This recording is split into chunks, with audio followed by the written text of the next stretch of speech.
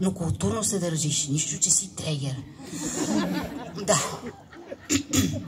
Даже един трегер така видях, в Рим бяхме и аз така викам, това ли е трегер? Защото както и да не задълбавам в тем. Моята приятелка се казва Желязка Каменарова. Пише пиеси. Много важна. И един ден, не знам защо ме занимавам с някаква безумна история. Искам да ти разкажа за детето.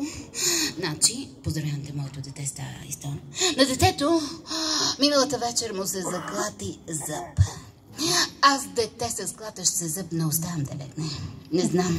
Не знам защо тия майки безотговорни, когато му се зъбът, тя го приспива. Няма да го приспиваш, бе. Няма да спи 3 дена, докато този зъб не падне, бе. Каква майка си ти, бе? Бе, то като легне, това е хоризонтала. Тук има гравитация. Тук ще ми се размърда този зъб. Той ще падне, ще попадне в трахея. Това е летален изход, бе. Аз съм трегерка, бе. И веднага започнах да давам на детето твърди плодове и зеленчуци, за да може този зъб да бъде екстрактнат. Давам твърда ябълка. Зъба е там. Давам картоф. Зъба е там. Майче, давам ти диня. Няма да я режеме. Давай, маме. Зъба е там.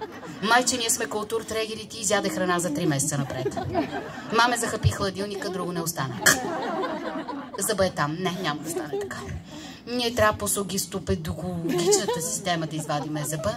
Просто със самовнушение, нека детето реши. И почваме всички в индийска нишка след него. Клати зъба, клати зъба, клати зъба, клати зъба.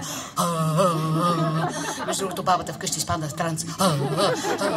Появи се духове разни. И духовете да клати зъба, клати зъба. Излезахме даже на стълбището, викаме съседите, звъниме и всички в една нишка по зъбите. Клати зъба, клати зъба. От съседния блок викат, бе, нова година не е сега, бе. Не, бе, ние клати зъба, клати зъба. И по едно време детето видя зор вече. Зъба е в ръцете му. Това беше чудесен повод. Всички съседи така и така празнуват почти новогодишна нощ, да се напият. Така много хубаво беше, много хубаво се получи. И детето държи зъба, а бащата вика, чакайте, отивам да взема фотоапарат, да снимаме този паметен момент. А обаче, нали сме трегери, много сме разхвърляни. Бащата търси 3 часа фотоапарат, детето сега седи. Мама, не издържам вече!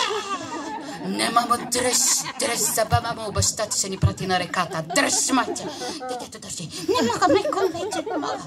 Дръж, маме! Детето не издържа и изпусна зъба. И в този момент осиновеното ни куче се втурва и изяжда зъба. Ма сериозно това? Истинска история. Абе, помяр такъв, бе, за какво те осиновихме зъбите ни да изядеш ли, бе?